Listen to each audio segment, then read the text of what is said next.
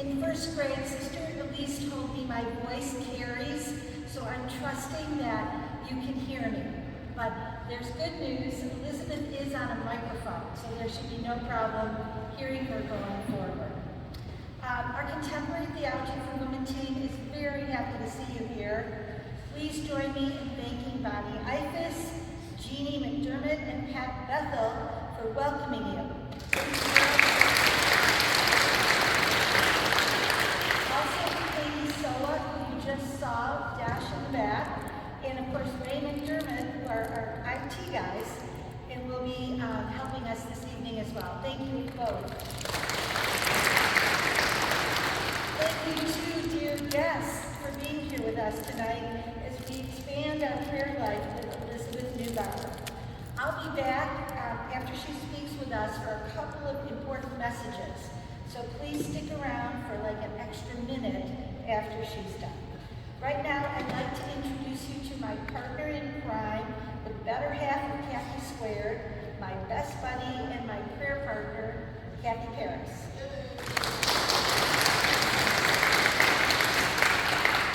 Before I introduce our wonderful speaker tonight, I'd just like to thank you all for coming tonight and for supporting Kathy and me on our attempt to bring contemporary theology here to St. James. We saw a need and decided to fill it. You have let us know through your attendance and your emails that you feel the need also. Now on to our speaker. Elizabeth Neubauer is a graduate of the Institute for Spiritual Guidance in Racine, Wisconsin, where she's a retreat leader, a spiritual director, and a supervisor. She has done retreats at the Bellarmine Jesuit Retreat House in Barrington, where a few of our parishioners have attended and actually recommended Elizabeth to us. We are grateful to them for their recommendation. So let's give a warm St. James welcome to Elizabeth Neubauer.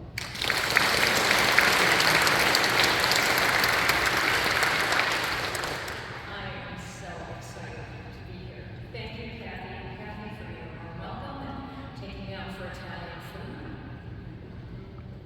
So tonight, we're going to explore and we're going to practice prayers of contemplation. When I first learned about contemplative prayer, I was told you can call it that, or you can call it meditation. It's going to use those interchangeably. So, we will talk about how to quiet down our minds, how to connect mind, body, and spirit in the service of God, our values, and the people that we love, and even some of the people we might not love that much. I think that it's important when we come to something like this that we know just a little bit about the person who's talking to us. So yes, I'm a spiritual director, and I meet with people, and I lead retreats.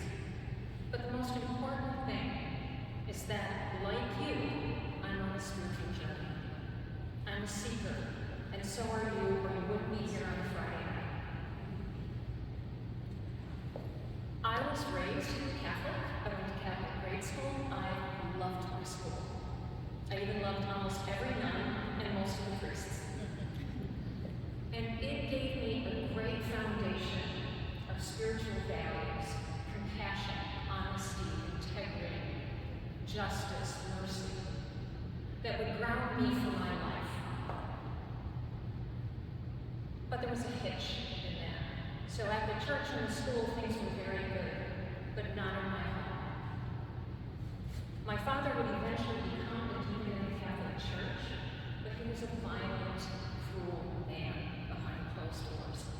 And by the time I was around 11, I thought, I'm praying, I'm saying, please help me God, help me Jesus, you're supposed to really like kids, but things didn't get better, and eventually I pulled back from religious life.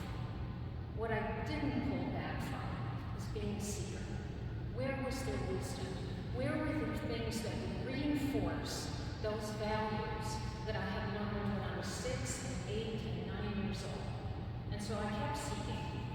And in my 20s, I went back to the Catholic Church for a short period of time, trying to find the right community. Didn't really happen, but I kept reading and practicing. I have had a daily spiritual practice, including contemplative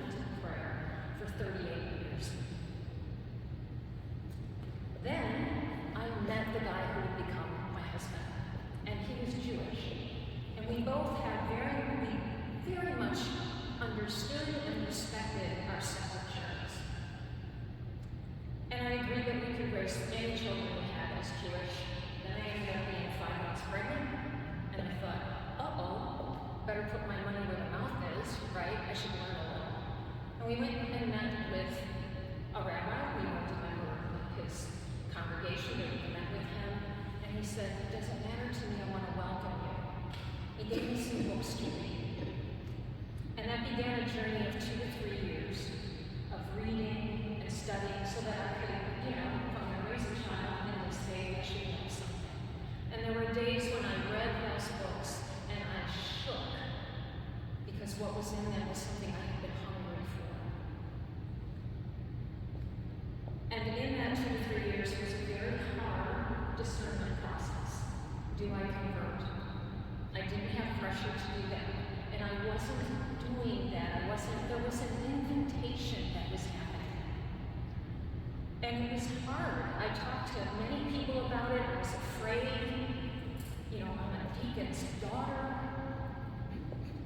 Eventually, I went and talked to a gentleman, a priest who taught ethics at the seminary in Milwaukee. That's where I'm from.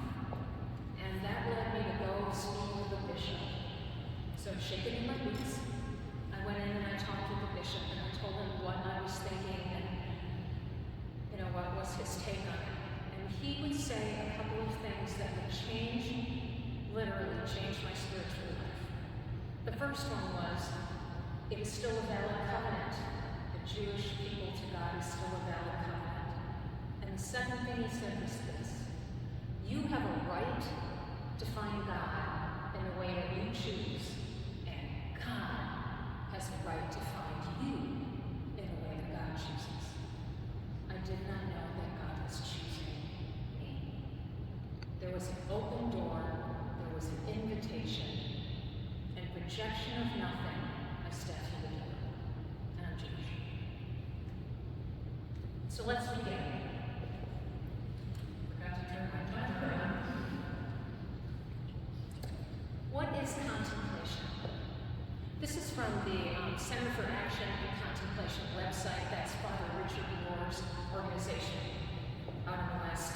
And this is what it says. It's listening with the heart while not relying entirely on the head. It's a prayerful letting go of a sense of control and choosing to cooperate with God and God's will. Listening with your heart while not relying completely on the head. Father Michael Sparrow of the Bellarmine Jesuit Retreat House taught me about cataphatic and apophatic prayer. So let me tell you about those two things. First, cataphatic prayer. It's the prayer of imagination. It uses words, ideas, symbols. Ignatian prayer is apophatic. No, cataphatic, sorry. Apophatic prayer is a prayer of surrender and emptying. It is letting go of any content of ideas and words and simply resting in the presence of God. Centering prayer is apophatic prayer. It can also be looked at as, here's what I was taught. Prayer is talking to God, and meditation is listening. And apophatic prayer can be looked at like this: although I cannot hear God, still I listen. Still I listen.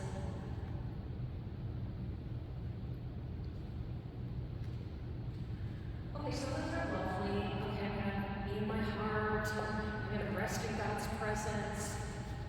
How do you do that? It's one thing to hear about the idea, but how do we actually practice that? Here's another tool for your spiritual toolkit. When I met my current spiritual director, one of his questions for me right away was, what's in your spiritual toolbox? And I was like, what? Didn't know there was going to be a quiz? So how many things can you gather in that will bring you closer to God, closer to your deepest self, closer to the people that you want to make a difference in their lives?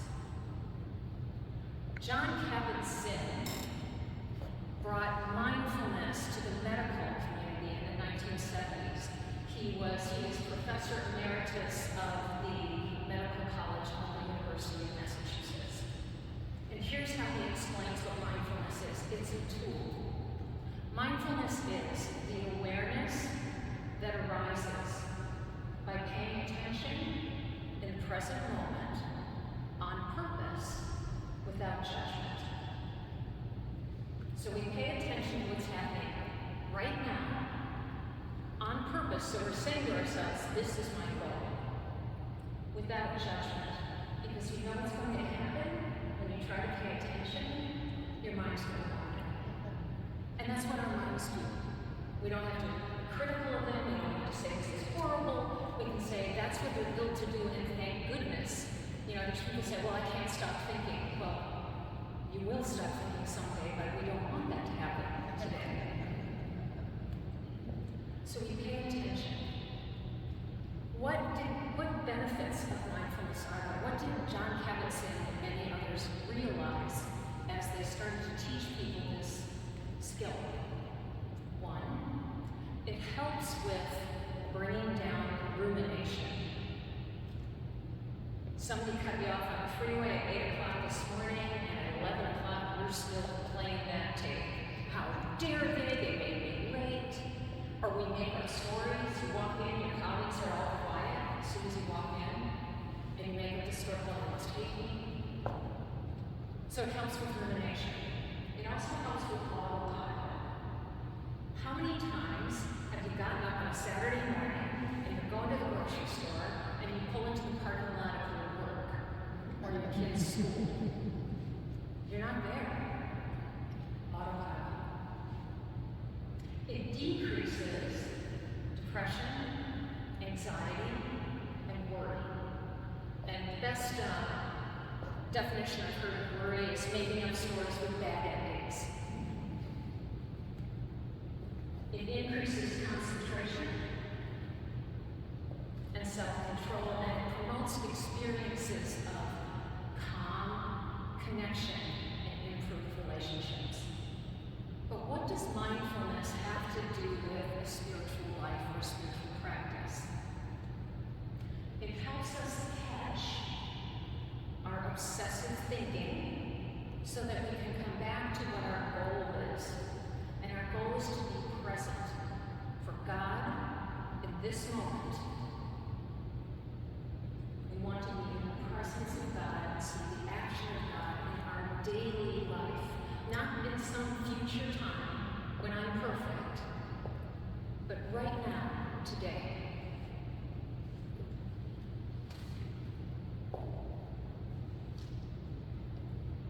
So here's our first, we're going to practice. So first we have to talk about how to get ready to connect mind, body, and then spirit. We actually have to get in the body, right? So there's a posture, and we're gonna get in the posture, we're gonna do that, and then we're going to do a whole minute of contemplative practice. So if you want both feet on the floor, your back should be erect but not stiff or overarched. Drop your shoulders if you can. And then you can just put your hands on your thighs or rest them in your lap. And as we begin, you can close your eyes if you want to, or just drop your gaze. If you think you're going to fall asleep, you can keep your eyes open. But don't go looking all around because you're going to say, I never saw that light fixture before. So we want to drop our gaze. And we're going to begin with 3 deep breaths that I'm going to count you in on. So we're going to breathe in on the count of 4.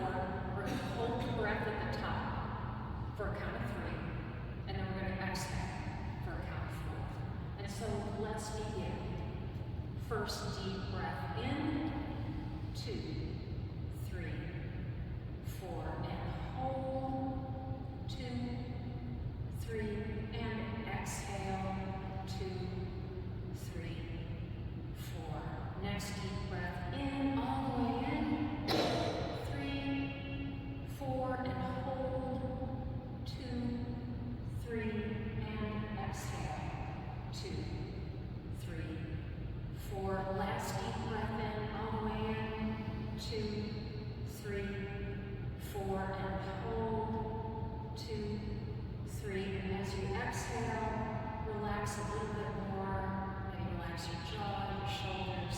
just breathe normally. Like, open your eyes. So that's the posture. That's how we begin. It's kind of like if you're going to go play a sport, you put on, your uniform and the right shoes and get ready. Because I've done this for a long time. When I get that posture, everything in me goes, oh, we're going to contemplate. We're ready. So that's the first part. But we need something to focus our attention on. We need an anchor because our brains are going to go. They're going to go.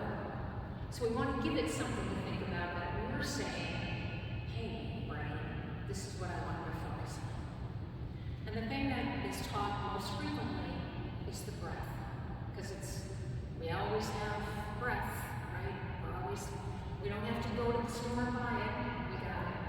So it's a great anchor. So here's what we're going to do. We're going to do 1 whole minute in the posture with your eyes dropped, and you're going to just concentrate on how your breath feels in the body. You're not going to think about the breath. You're going to feel it. So is it cool at the back of your throat? Can you feel your lungs expand, your rib cage expand, your belly expand? And when you exhale, that it collapses down. That's what you're going to concentrate on. So let's begin. 1 minute, starting now.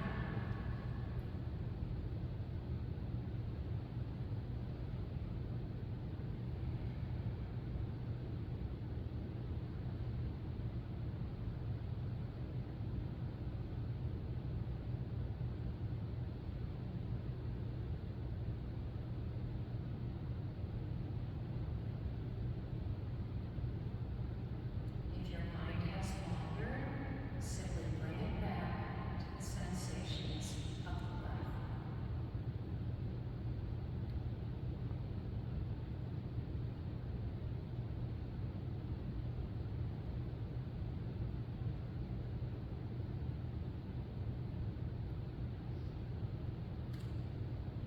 If your mind has wandered, back to the breath.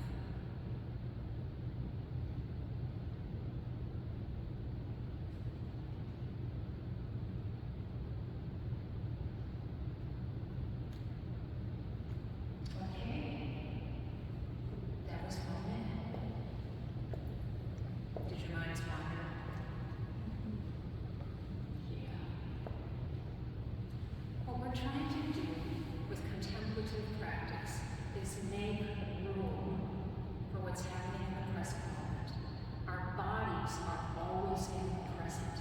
Our minds are everywhere. 30 years out, we can go centuries back if we want to. But our bodies are always here like anchors. And God can only be felt and found in the present. Right now. That's why we do it. Sometimes people have a hard time feeling the sensation of the breath, or that it doesn't always make sense. That's okay. So here's a little trick that might help you ground. So as you inhale and exhale, you can see my hands. You're not going to raise your arms. I'm just raising this. Some of yours are in that. If you were like picking something up, that's that. And as you inhale, you go inhale and exhale. Inhale and exhale. And sometimes that will help your attention anchor if just trying to find the breath. So we're just going to do 20 seconds of that so you can see the difference. So we're in the position already. We did our 3 deep breaths. We're going to close our eyes and drop our gaze. And let's do 20 seconds using that key for yourselves. Begin.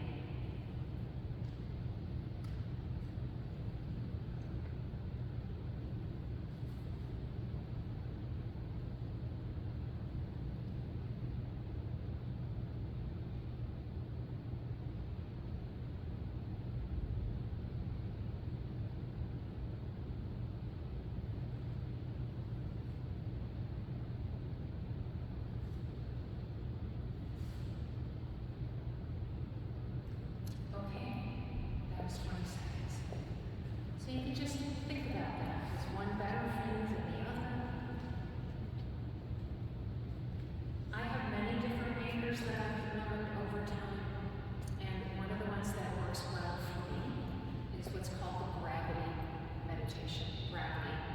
So we're going to focus this time on sensation in the body, and that is how you are held in the chair that you're in. So if you just, and we're not thinking about it, we're feeling it. So as you're sitting there, you can feel your back against the pew. You can feel the pressure on your sit bones, backs of your thighs, the soles of your feet against the floor. Maybe how your torso settles in a little bit more as you breathe, but you're feeling the sensations of your body rather than focusing on the breath. So now we're going to do 2 minutes focusing on sensation in the body. And let's begin.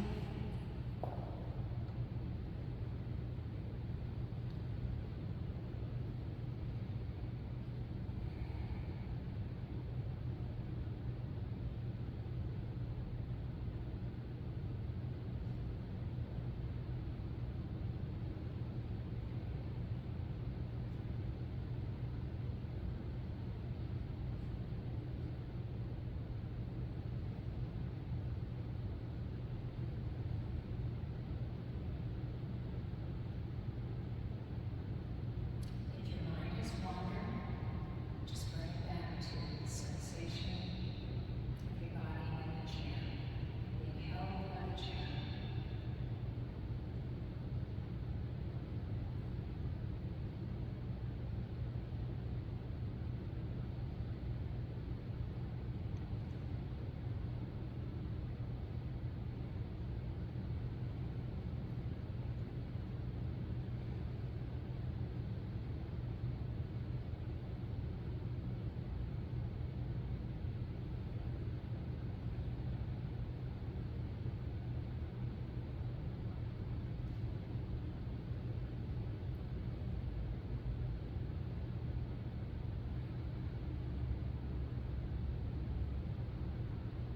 If your mind has wandered, simply come back to the sensation, backs of your thighs, your feet on the floor.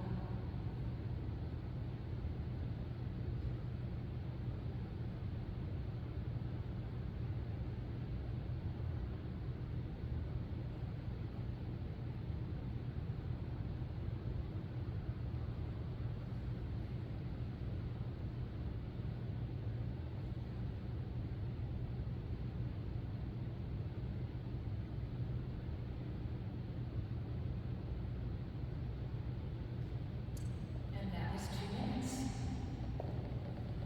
So you open your eyes, come back, stretch a little bit.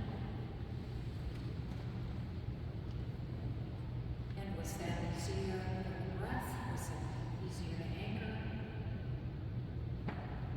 Everyone finds their own way. Okay, so that's basically what is it and how do we do it? But what gets in the way? What gets in the way? I want to rest in the presence of God, and then my mind is going everywhere. So there are 3 things that get in the way: thoughts, emotions, and sensations. And so rather than get really critical, this is why most people give up on this kind of prayer. My brain never stopped. I can't, I'll never get this. I'll never, first of all, prayer is never achievement, it's process. So we're not going to have this big spiritual achievement. We're going to be in relationship with ourselves and with God. So we don't have to be all critical about not doing this perfectly. We're just showing up because we said we would. One of the things that can help is to reframe how we think about our thinking. One is to look at our minds and how they're restless and just look at them like a puppy mind, a puppy. So you get a brand new puppy, chews can be, and you take it home and you bring it to the paper, right? You've got to train it to the paper. And it wags its tail and it's happy as heck and that wanders off. And you bring it back, and you bring it back, and you bring it back. You don't kick the puppy. You don't say you're the dumbest puppy in the whole world. we say things like that to ourselves.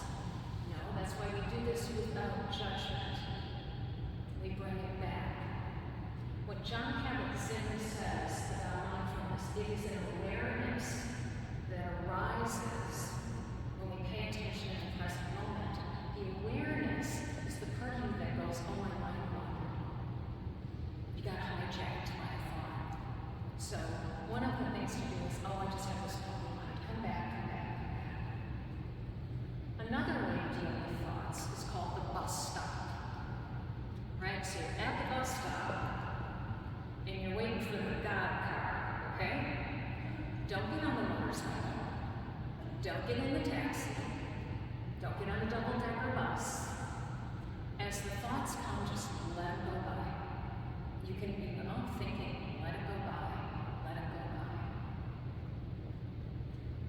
The last little trick, and this one I use a lot, is called the ocean of awareness. So pretend you're out in the Pacific Ocean, and all the waves, right? Big waves, little waves, all the waves, those are the thoughts, all the waves. And for this little foray into the imagination, we have gills, so don't worry. Drop under the waves.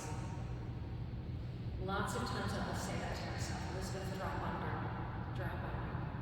Because under the waves, it's spacious, you're floating, it's calm.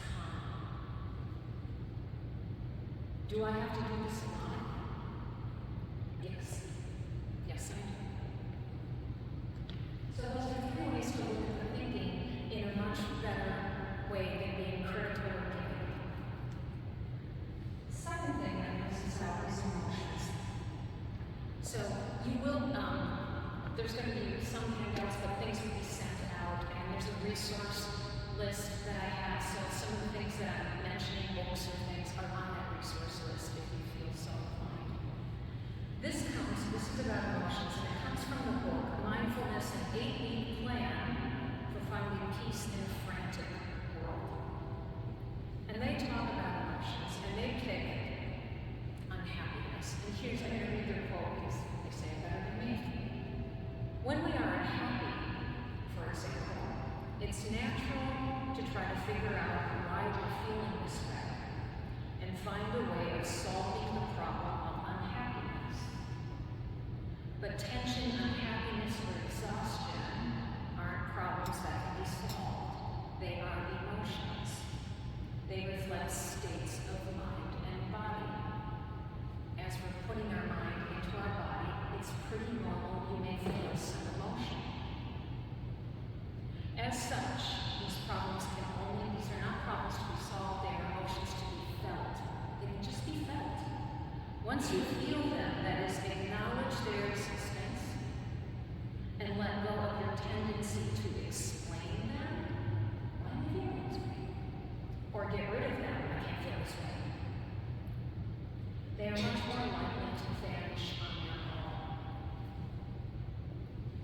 So if you have an emotion arise, you can simply say, anger, and come back to the breath. Oh, anxiety, come back to the breath. So we don't fight it, we don't throw gas on it. Okay, I'm angry. Let me tell you all the reasons I'm angry. I've got a long list. No, we just come back to the breath. And the last one is the sensations, usually pain or cold. So if you're in the middle of your meditation and you're uncomfortable, shift your position. You don't have to stay, you don't have to suffer. No one's going to come to your house with a clipboard and say, you moved, didn't you? So just shift your position. If, however, what's truly happening in the present moment is you have physical pain. I have had this. During COVID, I broke my wrist, and 6 weeks later, that took 5.5 months to heal. And 6 weeks after 6 weeks after I broke it, I tore all the tendons and muscles in my left foot and could not walk without pain for about a year and a half. So each day and each night, I was in pain. What mindfulness helps people with when you're in pain is to go to the pain. attention to. So is it moving? Is it throbbing? Is it stabbing? Is it coming and going? Is it less now? We are in the present moment. And so we are with what is happening right now. And to try to do that without judgment or telling a story. This is the worst pain I ever had. It's never going to go away. I'll never walk again. Okay? No, we just come back to, okay, there's pain.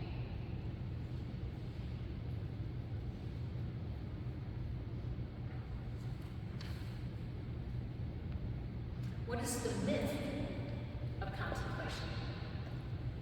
So I think the myth of contemplation is that we're going to have like this great little meditation room, right? With the best cushion or couch or whatever we choose to sit on. And when we sit down, the world will stop. And we will have some grand spiritual experience. We will be calm, loving, compassionate, patient, feel held. No. It can be kind of boring. It can feel tedious at times. And having my own practice, what I can tell you is this is what happens most of the time for me. I do the position, I know where I am, I know how to do the breath, and I am present for about 3 seconds. Sometimes 5. Then the brain's gone. And I come back in 3 seconds. Then I come back. The only time I can do it longer is when I go on a 5-day silent retreat once a year. I might get 12 seconds before it goes off somewhere. Here's what I know from doing this for a long period of time.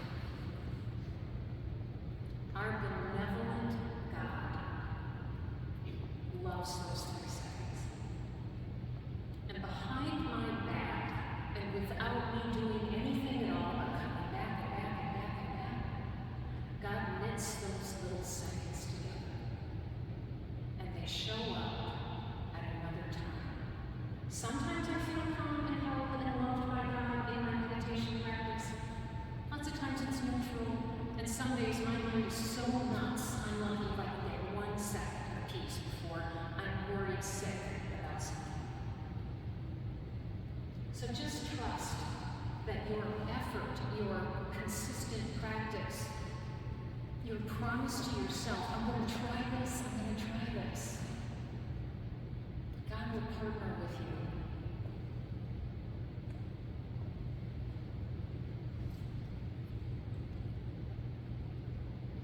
There's a teacher, her name is Sharon Salzberg. She was one of a handful of people who in the 1960s and 70s went to the Far East and brought mindful meditation to the United States. She has taught tens of thousands of people, written lots of books for the internet. And she talks about 2 things about meditation. The first one is the goal of meditation, contemplative practice. The goal is not to become a good meditator. It's to become a better person. And that there is a magic moment. There's a magic moment when we meditate, but it's not what you think. The magic moment is when we catch ourselves not being present. Because that's when we get to come back.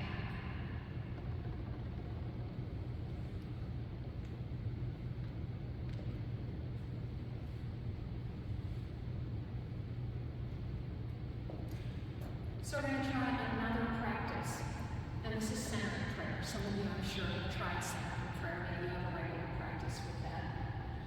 So centering prayer is that we consent to the presence and action of God.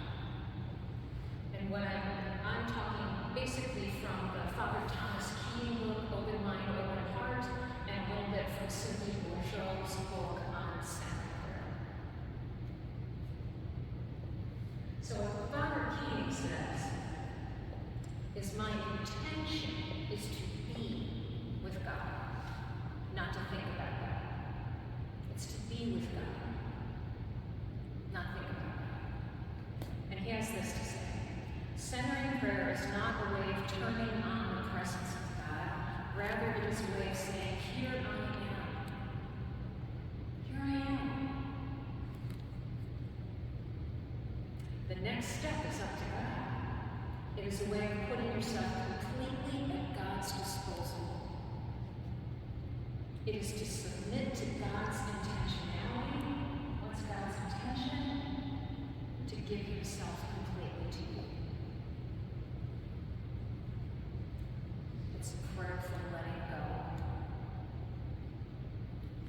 I'm always centering prayer this way.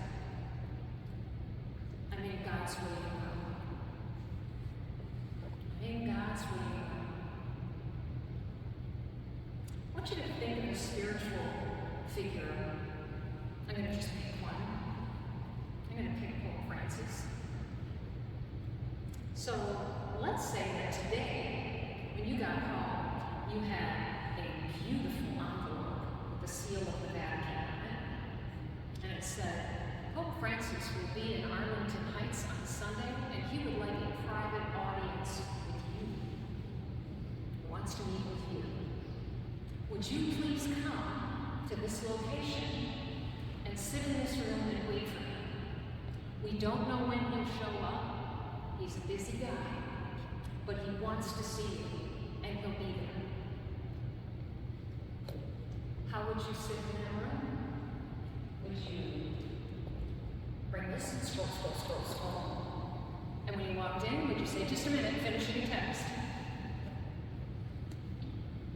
No, you would be in a state of readiness.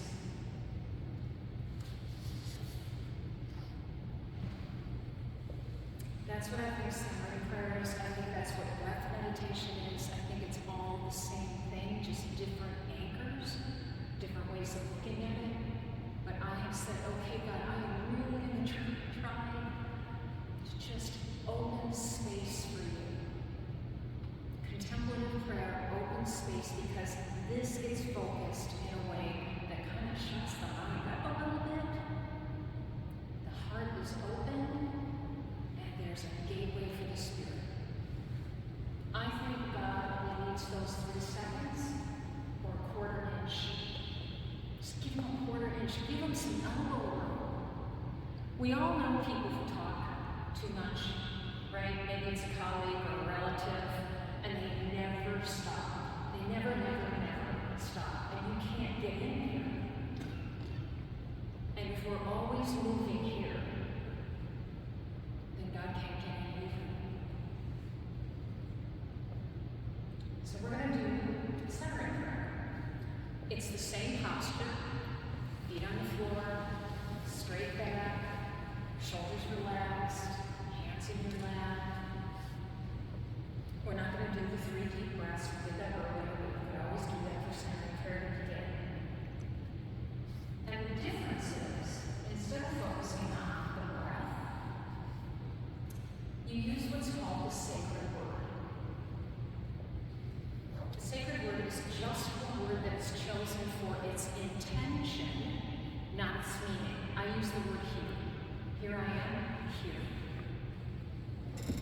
And the intention is I'm going to be present. So when your mind wanders, you use the sacred word here. Don't pick a word like glorious, because you're going to then start thinking about everything that's glorious. So let it be kind of a neutral word. It can be present, it can be now.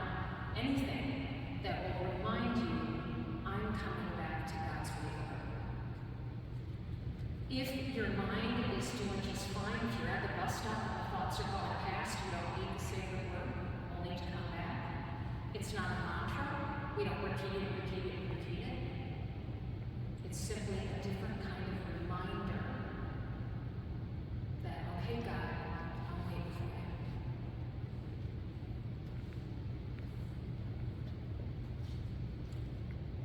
So get ready, because we're doing 5 minutes. Everybody's in a position. You can close your eyes, drop your gaze, and let's begin.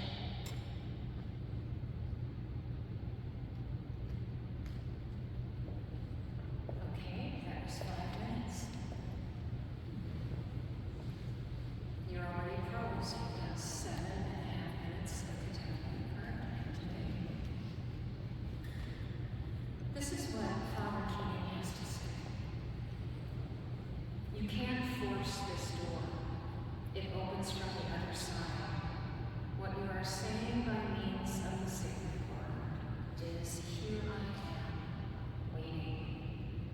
It is a waiting game to the nth degree.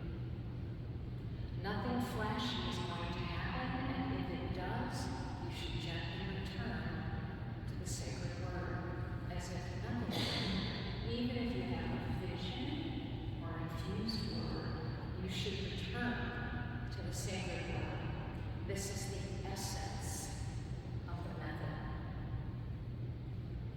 He taught this to a group, and in the group were some sisters and nuns.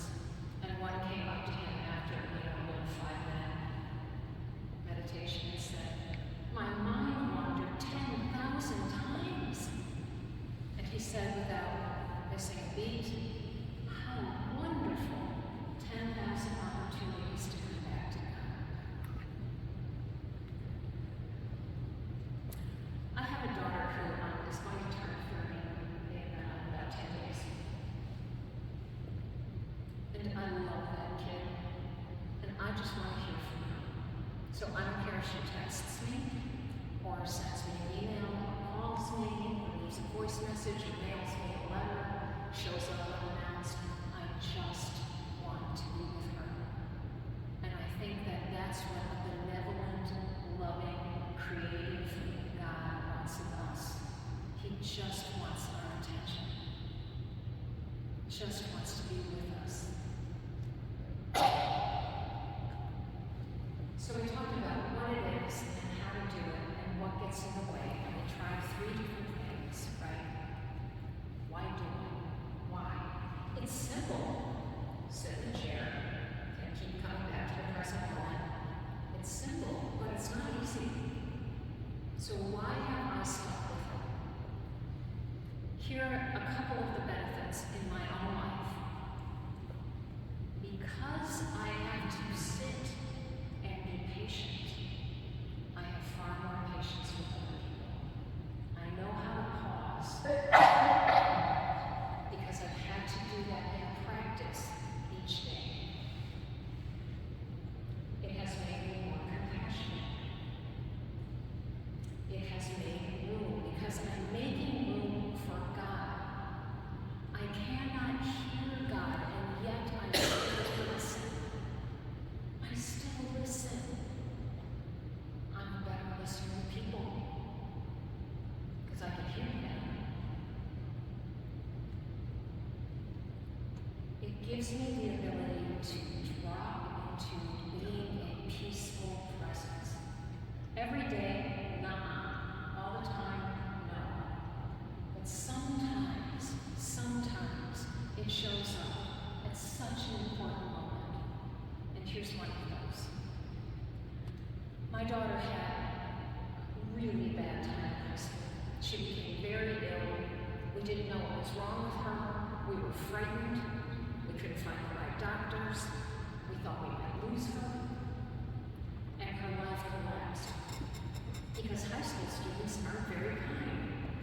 So she had anxiety and depression and the illness. Her friends deserted her. Her grades fell. And one of the things that would happen with her is her anxiety would just rev up. And we were all in therapy. And the therapist said to us, there's nothing more contagious than someone else's anxiety. So most of the time, when my daughter would spin, I'd jump right in with her. I'd spin right with her, or I'd try to control it, or talk her out of it. And it just made things worse. But I kept my practice. And those little 3 seconds, God knit them together. There was a day in our kitchen when she started to go. And this incredible peace just rose up. I didn't ask for it, I didn't do anything special. It came, and I was absolutely calm. I was in peaceful presence for her. Did it change everything? No, but I didn't make it worse. She had safety in that moment because her mother wasn't spinning too. That's what contemplative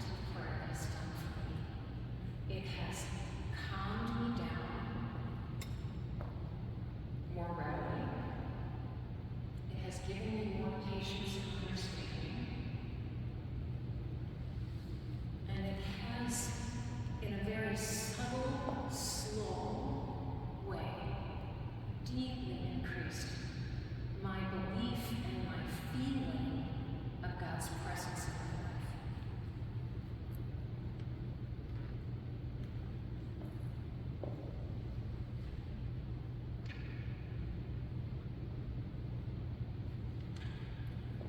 What do we need to sustain a contemplative practice? Be realistic. For 18 of the years that I've done this, I spent no more than 5 minutes in the seat. That's it. I was taught to do it just because I was nutball when I first started. So I was 25 years old. And my first spiritual mentor said, find a chair in your house that feels good and plop your butt in the chair and just do 5 minutes. She's the one that taught me sacred word, but I didn't know that's what it was called until about 25 years later. So be realistic. You're busy people.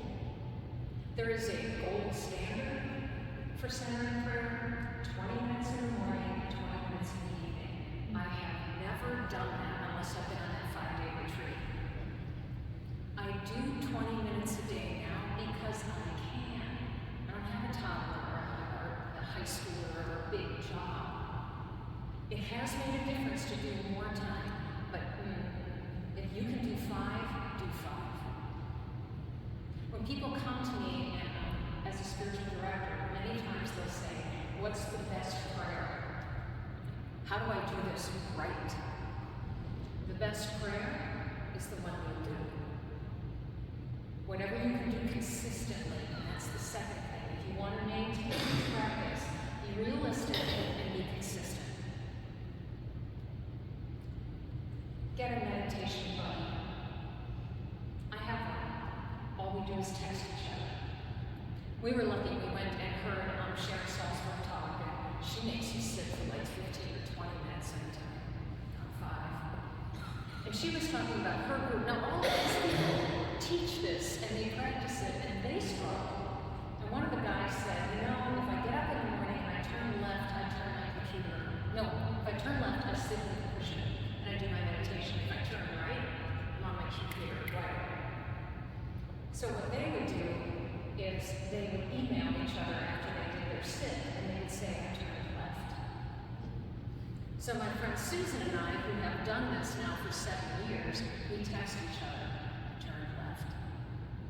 It has helped me to stay consistent. I know I'm glad we're better. Find, if you love centering prayer, there are centering prayer groups online and in person. And you could go do it in a group. Yes, I do it alone too, but there's something about sitting in a room, even if we're all silent, there is a presence. You bring your presence here. And go on retreat, if you can. Many retreat houses have scholarships, they have different kinds of retreats, some of them are very short, some are longer. Give yourself the gift of time for yourself, your deepest self, mind, body, spirit.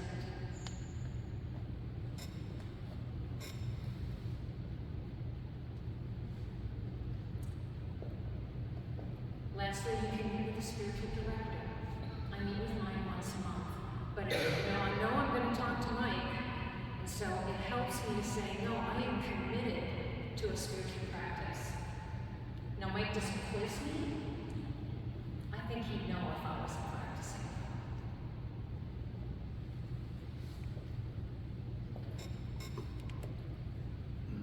When we unite our mind, body, and our spirit, things open up. Not right away, maybe, but they open up. I think God only needs a quarter inch. Just a quarter inch. Think about that. If you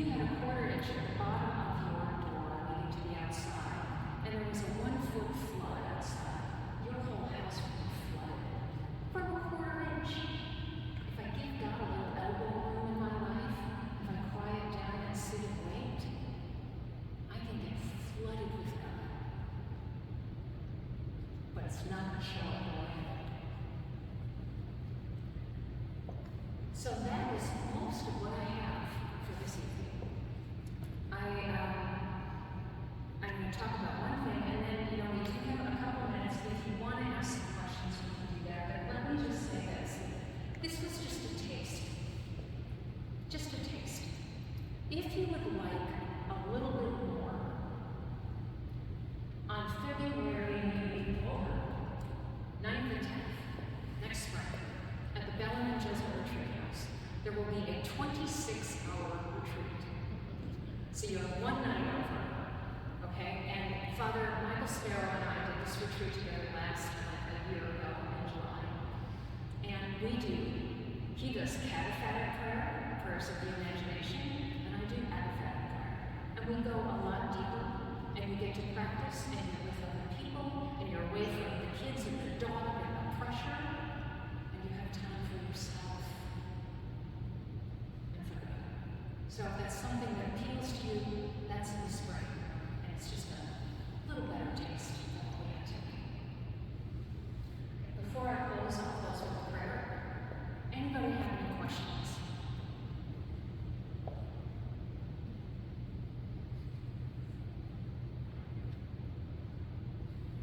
This was easy. This was hard. It's good.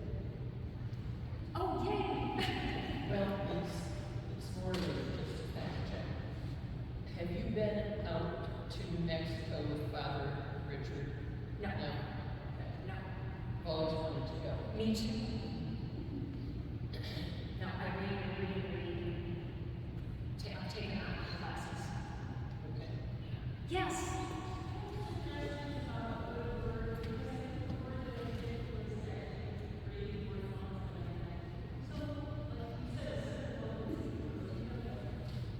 So a simple word can be here, it can be now, it can be yes, present. It's more the intention than the word, but if the word you pick gets in the way, thank you, good point, then it's the wrong one. Yes? I'm a sister, and I've been at this for 60-some years.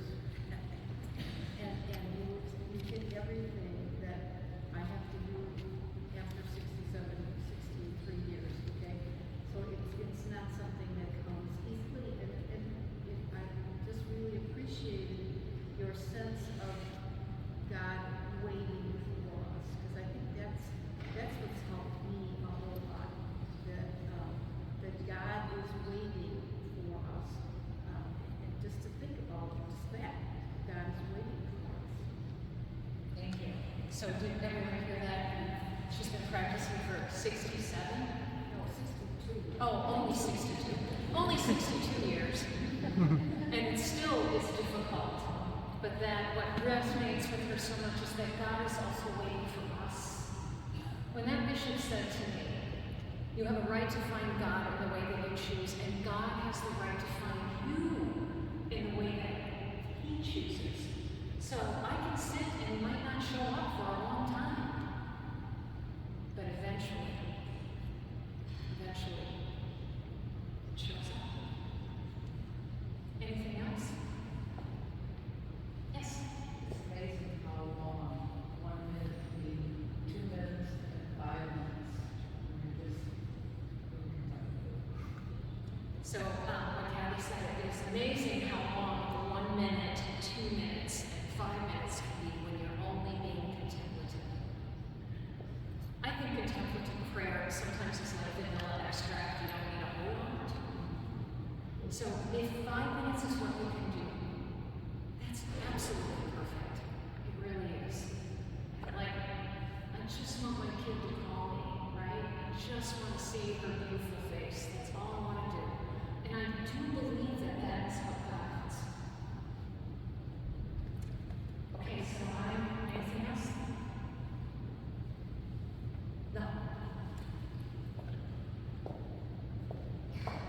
Thank you so much for letting me come here and be able to talk about something that I think has made a big difference in my life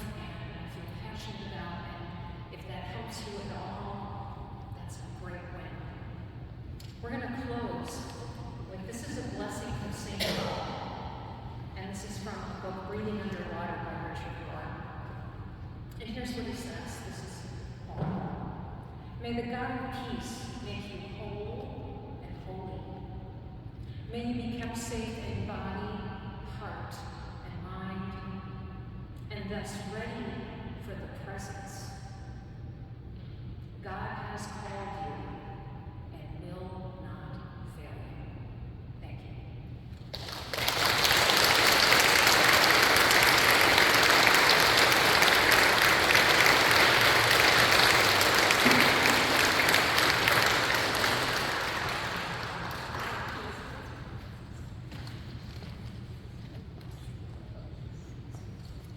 Will our prayer life ever be the same? I think not. Thank you very much.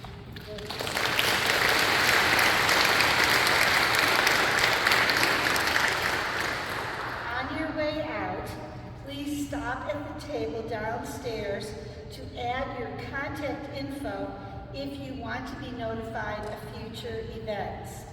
Please print. Thank you. Please also, there are handouts that will be emailed to everyone on the contact list, so you'll get an e-copy of those. We do have a few printed for those who are not online, and Pat Bethel probably is at the rear entrance to distribute those. The parish did not print more than 50 because we are trying to be earth shepherds and not using paper unnecessarily. Our next event here at St. James will be on Saturday, January 27th at 1 p.m. with Mary Ann Dilsner, helping us to understand Micah 6:8. What is required of you? To act justly, to love mercy, to walk humbly with God. Thank you for joining us this evening. Good night and God bless you.